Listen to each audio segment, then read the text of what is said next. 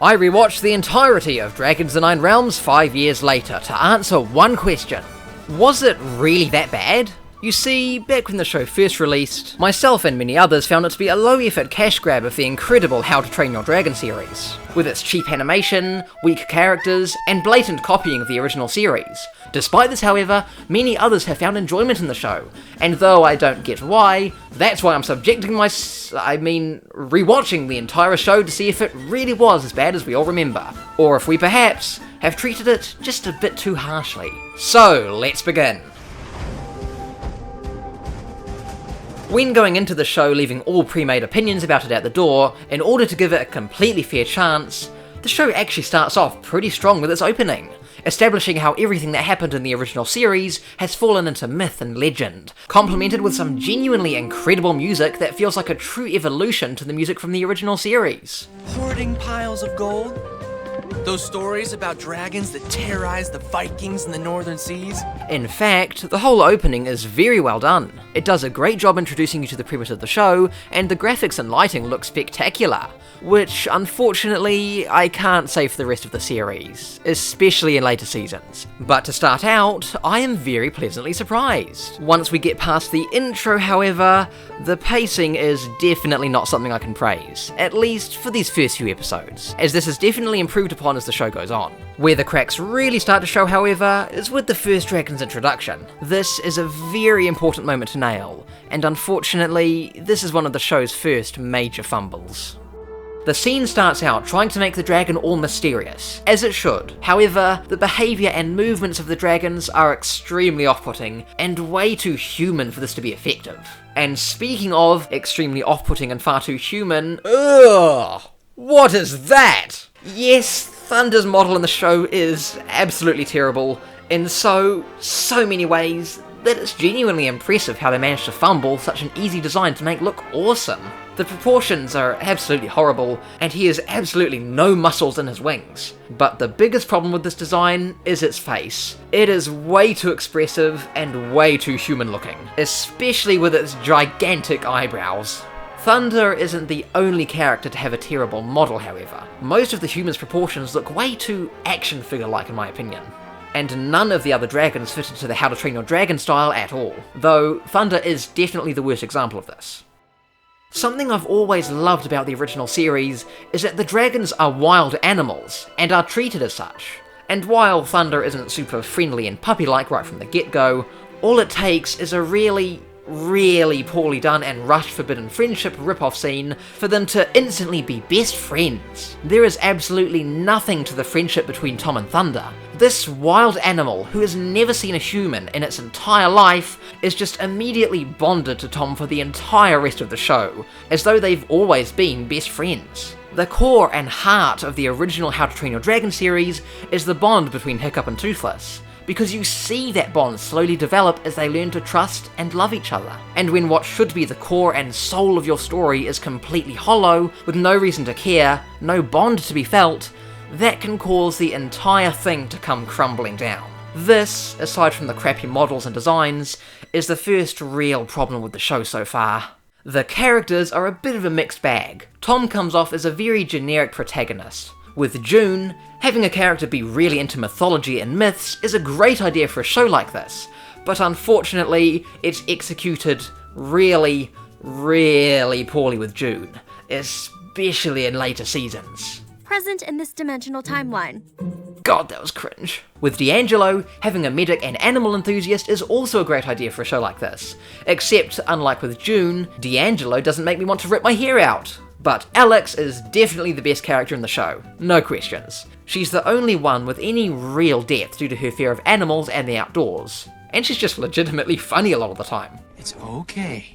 He's gonna miss that arm. But, much like with Tom and Thunder, the bonds between the characters and their dragons are extremely rushed and hollow. With one exception. Wu and Wei were definitely tamed too easy, and Plowhorn warmed up to D'Angelo way too suddenly. But there was one dragon and rider bond that was legitimately done well. Alex and Feathers. They're the only ones where you can actually believe their bond, and it isn't super abrupt like all the others. In terms of the quality of the actual episodes themselves, Again, it started out surprisingly good with the opening to episode 1, but unfortunately, the next 4 episodes are kind of a hard watch, and I almost gave up on my watch through by episode 4. With that said though, episode 5, the one that introduces the Featherhide, was actually a legitimately enjoyable episode, and the same goes for the season finale, episode 6. I found both of these to be legitimately good and entertaining episodes. They're not perfect, of course, but most of their problems stem from issues caused by the previous episodes, such as them doing an emotional goodbye scene in episode 6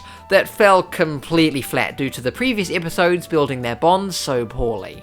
Overall, the majority of season 1 was pretty bad to mediocre, but with 2 actually good episodes at the end of the season, which you wouldn't expect given the show's reputation. Now, I don't want to linger on season 1 for too long, so let's move right along too. Season 2 starts out very rough with ugh. Yeah, so episode 1 of the season is about June breaking the rules and secretly bringing this hideous little unicorn dragon back to her house. Which, by the way, this is a dragon design from Dragon's Rescue Riders. Yeah, I genuinely have no clue what they were thinking here. Episode 2 is thankfully a lot better though. The subplot of D'Angelo trying to be a leader was really annoying, but the main plot of Tom and his mother exploring the caves in the fissure was pretty good. And there was some actually intelligent writing, with Sledkin showing up right as Tom was about to tell his mother about the dragons, so that when the lava flow from annoying subplot starts chasing them, Tom couldn't just fly his mother away on thunder, as he can't let Sledkin know about the dragons. Oh, also, this is Sledkin. She was introduced in the last episode of season 1, and she's one of the series' main villains. Episode 3 was also pretty decent, but again, the D'Angelo-centered subplot was really annoying. The zombie Featherhides were pretty cool though, especially the Titanwing one. This season also introduces a new villain to the series, Leonard. Don't call me Leonard! Only my mother calls me that. The name's Buzzsaw. Sorry, I mean, Buzzsaw. In another actually pretty good episode, we're introduced to Buzzsaw, the owner of a logging company, where after the forest burns down due to his own stupidity, he catches sight of thunder and blames the destruction of his business on the lightning bird, and becomes obsessed with getting revenge. Overall, the season as a whole has actually been surprisingly good. Again, not amazing, but it does have some genuinely great moments here. You just don't get it, man. Why? Because my dad's not around? I can't possibly understand a father-son relationship? You said it! It's not my fault he took off and left you and your mom! I didn't mean that. No, I crossed the line. Now, jumping ahead to the 2-part season finale, part 1 starts out pretty weak, and there's this really dumb plot beat where the writers get irrationally angry at Tom for not telling them his family heirloom Viking helmet has the same symbol that thunder somehow burned into the wall of their cave. That was pretty stupid. There are of course some other problems like those darn unicorn dragons returning, and the crystal whip, which would be a really cool idea for a dragon if it wasn't literally just a razor whip that acts nothing like a razor whip for some reason. Not even the same fire type. But after all that stuff, and when the riders eventually reach the crystal maze at the end of part 1, things really start to pick up. The plot for the season finale is that Thunder has gone missing, so Tom and the other riders set out to find him, eventually making their way through a new deadly area of the hidden world, where the aforementioned unicorns and crystal whips attack, until they find Thunder at the entrance of a crystal maze, where at the middle of the maze, they discover that Thunder ran away to battle an old foe, the Skrill. Now, the Skrill is my favourite dragon in the entire How to Train Your Dragon franchise, so when I found out it was going to be in the 9 realms, I was both ecstatic and terrified, worrying they'd butcher my favourite dragon ever, but I actually feel like the Skrill is done justice here, which is more than can be said for the live-action version. While this appearance of the Skrill doesn't have that typical agility and manoeuvrability the Skrill is typically known for, in fact, it's quite lumbering, I still love what an intimidating presence it has, being played almost like a horror movie monster at points, and you really get the feeling that this is a very powerful and deadly dragon. In fact, this episode actually shares some beats from the Riders of Berk episode, What Flies Beneath, where Toothless runs away from Hiccup to battle a powerful dragon from his past, actively trying to settle it himself without his rider's help, and is only able to defeat the dragon in the end when both dragon and rider work together. Saying that out loud, it's actually a lot more similar than I thought. Overall, Season 2 was definitely a step up from Season 1. Of course, still not perfect, or even great, but this certainly isn't the stupid, mind-numbing, painful watch-through that I remember. So, let's see what awaits us in Right away, there is a seriously noticeable drop in quality this season. It starts out immediately with Tom wearing a dragon fire suit. Yeah, this is pretty out of absolutely nowhere. The first episode of this season is actually pretty bad. The plot is Tom trying to test out his new fire suit to get into the fire realm that opened up at the end of the last season. So, he wants to train this monstrous nightmare to use it for testing out his fire suit more safely. And for some reason this is treated as a bad thing. I know I'm not the first person to point this out, but they're treating it as if Tom using food to train a dragon is a bad thing. That's how you train dragons. Then, when Tom realizes that they're right, and that training a dragon with food is wrong, he then does the exact same thing again, but this time, it's good for some reason. Yeah, I don't understand what they were going for here. There's also this absolutely wild animation error here. The rest of the season definitely isn't as bad as this first episode, but no episodes were really all that good either. In fact, a lot of them were completely filler. But I will say, the music is still absolutely phenomenal. This season introduces a new dragon species, flamethrowers, and despite their deplorably stupid name, I mean, seriously, flamethrower? Not a very unique name for a dragon. They're actually one of the better dragons in the series so far, with their designs actually fitting pretty well into the How to Train Your Dragon art style. Terribly into this show's art style, of course, but having a dragon from the show actually fitting the How to Train Your Dragon style is a nice change of pace. The flamethrowers, native to the Fire Realm, have started making their way to the other realms, and it's later revealed that they're scouting out the hidden world for their alpha, the Sky Torture, another dragon I actually quite like. In the season finale, the Sky Torture has invaded the Crystal Realm, forcing the native dragons out of their homes. So the riders search for the Fault Ripper from season 1 to get its help in driving the Sky Torture out. Once the flamethrowers and Sky Torture are driven away back into the Fire Realm, a part of the cave wall collapses, revealing an ancient Viking relic with the Night Fury symbol on it. Buzzsaw falls down a hole, leading to him discovering the Ice Realm, and that's the end of season 3. Again, there is a noticeable drop in quality this season from season 2, which I surprisingly enjoyed the majority of, but unfortunately, things get a whole lot worse and I don't have all that much to say about the first few episodes of this season. It's really just more of the same, still just mediocre. I did quite like the Yeti-wing dragon from episode 3, and I really wonder if they've got a new team to design the dragons in these later seasons, seeing as a lot of them actually fit really well into the How to Train Your Dragon art style, as opposed to whatever the heck they had going on in the first few seasons. The show's quality control and world-building issues have also been becoming a lot more prominent these seasons, such as these underground caverns having a sky with a day and night cycle, weather, clouds, and even a sun in some shots, as well as the lore and world building of the dragon species, or rather lack thereof. This season includes the Timberjack, with very unneeded spikes all over its wings that just serve to unnecessarily clutter the design. Not to mention that this Timberjack is held captive with a tiny rope. A Timberjack held captive by a tiny rope. There are also instances of the characters knowing the names of dragon species, when at this point they have no way of knowing what they're called. Baby Nightlight's fast! As I said, the first few episodes are pretty mediocre, but not bad. Well, that all starts to change in episode 3, and not for the better. This is the episode called Journey to the Snowcano, one of the most infamous episodes of the show. This episode is so painful to get through, solely because it turns the slightly annoying June into the sole most insufferable character in the entire How to Train Your Dragon franchise. Okay, so, rewinding a bit, Tom eventually figures out how to open the box from the end of season 3, by accidentally breaking his family heirloom Viking helmet to find the key. Ignoring how dumb that is, once opened, the box reveals the Book of Dragons. Now, while it's not the Book of Dragons, clearly a different book, it is still an ancient Viking book written by Hiccup Haddock III, so keep that in mind as we return to episode 4. June's dragon gets sick, so they go looking for a special lake to cure it, based on a myth June knows or something, where June acts like the most insufferable, entitled brat for an entire episode, and then plays the victim. And by the end of the episode, this behaviour is not only treated as justified, but as a good thing! Oh, what a fantastic message to send kids. Anyway, let's move on before I crash out.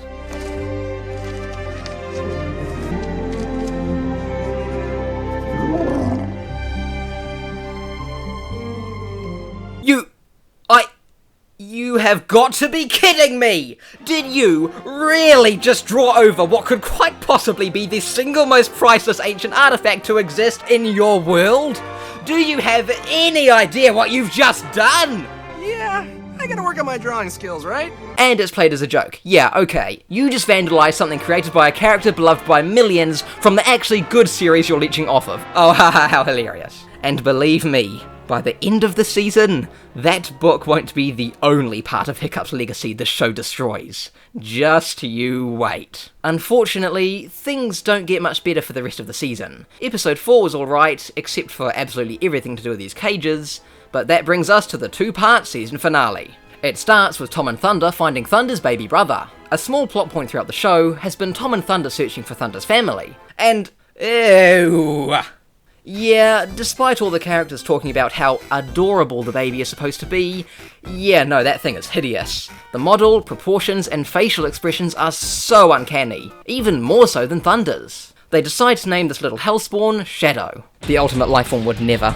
They then get Shadow to lead them to his home so they can find Thunder's family, and discover the King's Realm. There, they find the rest of Thunder's family, who look just as horrific and inbred as he does. Seriously, this is just disgusting, I mean, come on. Now, the rest of the family doesn't trust the humans, so they have to leave, but Thunder of course wants to stay with his family, leading to a knockoff of the third movie's ending that holds not even a fraction of the emotional weight that the original did. And get this, it doesn't even last until the end of the episode, because it turns out a snow wraith followed the riders from the Ice Realm into the Night Fury's home, so they need to go back to rescue them, and they happen across a cave that... oh, come on! They discover a cave once lived in by Hiccup Haddock III, and find, guess what? His prosthetic leg. What is this thing? An old Viking shovel? Or some kind of giant spoon to stir their gruel. Nah, looks like a fake leg to me. Fake leg? Come on, man. So, Tom puts it in his backpack, and they continue through the cave to find the night lights. Then the Snow Wraith attack again, where the riders are all easily defeated. Tom earns the respect of the Night Fury Elder, and they team up to defeat the Titanwing Snow Wraiths. A battle ensues until a Snow Wraith blasts Tom off the back of the Alpha Nightlight, and the contents of his backpack spill all over the cliffside. The Snow Wraith advances on Tom, and defenseless, he grabs Hiccup's leg. What does he do? Tell me, what do you think this little genius does with the metal leg of Hiccup Haddock III? He feeds it to the bloody dragon! He just destroyed the final remnant of Hiccup Haddock! Now, I don't blame Tom for this, as it was a life or death scenario, and he had no clue how truly valuable that thing was. But the writers, on the other hand! What an unbelievable spit in the face to the legacy and fans of the original How to Train Your Dragon series. This right here symbolises just how much respect the writers of the show must carry for this franchise. In a better show, a moment like this could have worked. The destruction of an item that symbolises and represents so much could have been legitimately well done if it was handled tastefully and with respect and competence. But this isn't that show. Instead, they play it off as a gag, with this line, Don't know what that thing was, but thanks to whoever made it. being one final spit in the face to the legacy of a series beloved by millions. They do another fake out goodbye that doesn't even last 2 minutes. Tom's mum finds out about the dragons, yada yada, let's get the show over with. Wait, what do you mean there's 8 seasons? Again, at the end of Season 4, Tom's mother learned about the dragons, and by the end of Season 5, all of the parents and researchers at the facility find out about them too. I barely have anything to say about the majority of Season 5, it's just more of the same mediocre nothing burger. The only episode I really have anything to say about is Episode 3, where Tom, wanting to learn more about his ancestor that wrote the book, decides to search for Hiccup's grave so he can find out his name from the tombstone! I know the word hiccup is used to describe him, but that's probably because he had Viking indigestion. But if I knew his real name... If they did this to the book and Hiccup's leg, What are they going to do to Hiccup's grave? Dig it up and take a crap in it as a metaphor for what this show is doing to the franchise? Thankfully, the final resting place they were looking for wasn't actually his final resting place, just a place where Hiccup liked to rest. Whew, we dodged a bullet there. Season 5 does introduce a legitimately great dragon design with the Snivelhide. This thing fits into the How to Train Your Dragon style better than some dragons from Race to the Edge. Whoever's been designing the dragons for these later seasons has been absolutely knocking it out of the park. Now, where Season 5 was just the typical mediocre slop the show has devolved into, Season 6 is just absolutely horrible. Easily the worst season so far, with the exception of episode 4, which could quite possibly be the best episode in the show, where Eugene's dragon... Oh yeah, this is Eugene. He's June's brother and was introduced in Season 2, and joined the Dragon Riders in Season 3, and has since become the second best character in the show. Anyway, as I was saying, the episode where Eugene's dragon, Webmaster, gets stung by death grippers, leading to them taking full control over him. But the reason this episode is the only good one of the season is mostly due to this genuinely amazing moment with Eugene, which actually made me feel something. Despite how horribly this episode butchers the death grippers, both metaphorically and literally.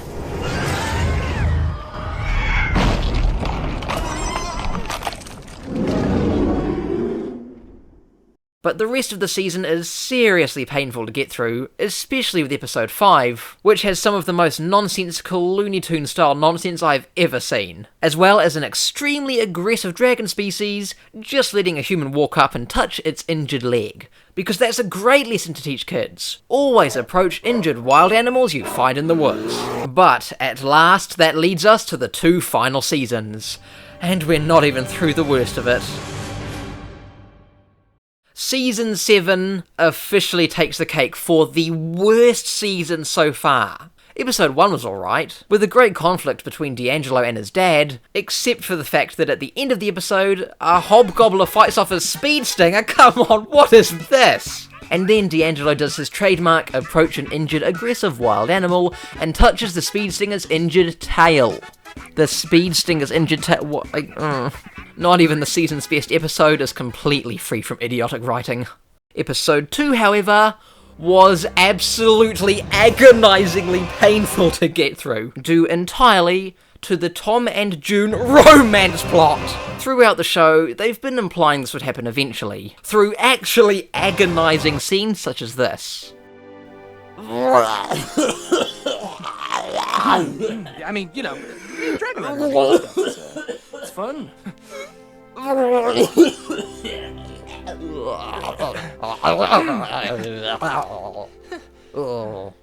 It certainly doesn't help when one of the characters in the pairing is the sole most infuriating and hateable character in the show.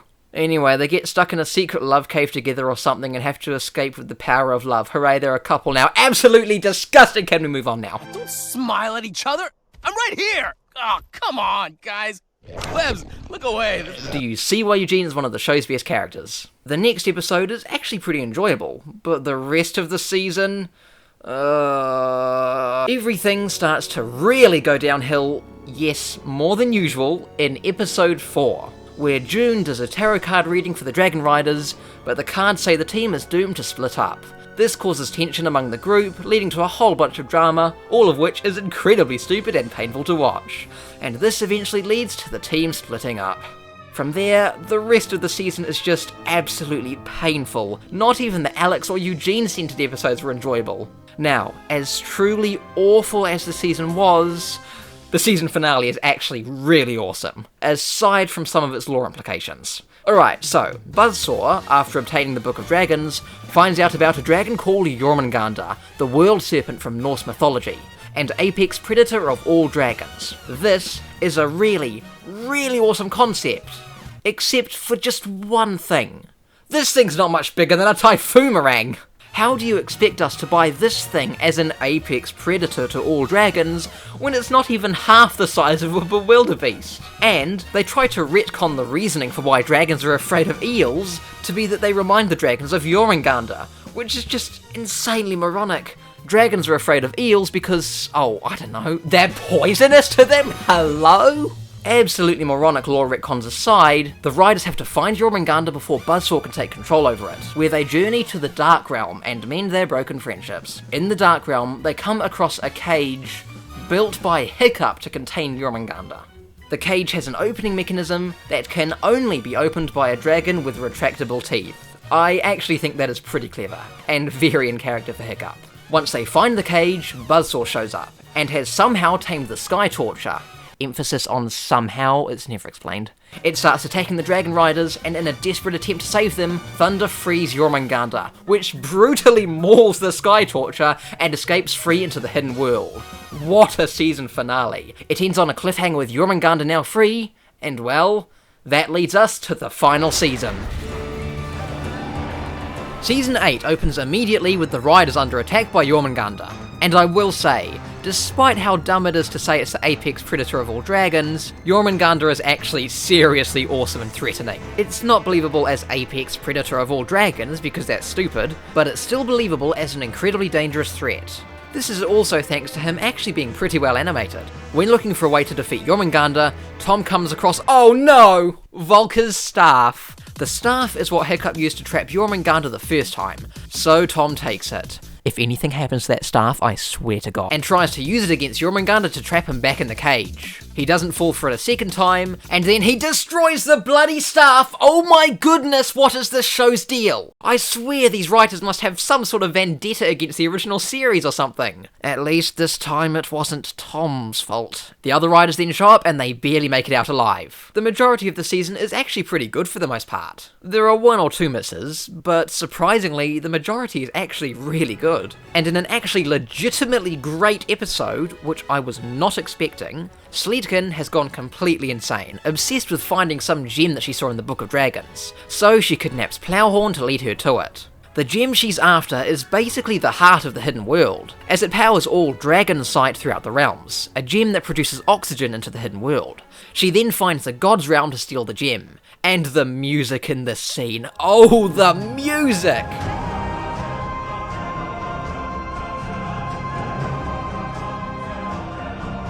Sledkin removes the gem, cutting off all oxygen to the hidden world, and awakening the dragon that's set to guard the gem, where Sledkin actually dies. This moment was actually quite shocking, and it's treated with the proper gravitas a moment like this should have, which this show really does. Tom restores the gem, bringing back oxygen to the hidden world, and the episode ends on a pretty serious and morbid note, leading us right into the two-part season finale. Part 1 consists of Tom and June travelling to all the different realms, where they see the devastation Jormungandr has had on the natural order, and realise that if they can't stop it, the hidden world won't survive, and dragons will be driven to extinction. In the Fire Realm, they find the Sky Torture, still alive from its run-in with Jormungandr, but barely, with some pretty gnarly scars all over it. We then get an actually really emotional moment with Eugene and Alex, who formed a friendship throughout the show, and one of the few character dynamics that was actually well done. The riders then gather an army of dragons from throughout the show to battle Jormungandr, including the Elder Nightlight, who seems to have inherited Toothless's alpha status. And for some reason his alpha mode looks like this. Why is he literally just glowing blue? But anyway, the battle begins, where the Elder Nightlight actually dies, but not before passing down his alpha powers to Thunder. Jormungandr then somehow gets to the surface and completely destroys the research facility, which makes for a great set piece for the final battle. Tom and Thunder, with his ridiculous looking alpha powers, show up with the Fault Ripper and the Sky Torture, where Jormungandr is finally defeated. We're then subjected to this unholy sight, and we get yet another knockoff of the third movie's ending. Except this time, it's not a fake out. Despite how awful the show has been at points, despite how disrespectful it has been to the original series, and despite how difficult it was to sit through all 8 seasons of the show, it does have a shockingly good ending and final 3 episodes. So, to answer the question that set me on this journey in the first place, was Dragons the Nine Realms really as bad as everyone thinks? Well, no, not quite. But it isn't some misunderstood masterpiece either. Is it a worthy successor to the How to Train Your Dragon series? No, absolutely not. Not by any stretch of the imagination. But is it the unwatchable disgrace that everyone believes it to be? In some places, yes. but that doesn't mean it's completely devoid of any entertainment value throughout the entire series. I actually found myself enjoying a surprising amount of episodes, and while they're definitely outweighed by the majority of the show being mediocre to downright awful, there were still some legitimately great moments here, just far from enough to save the show.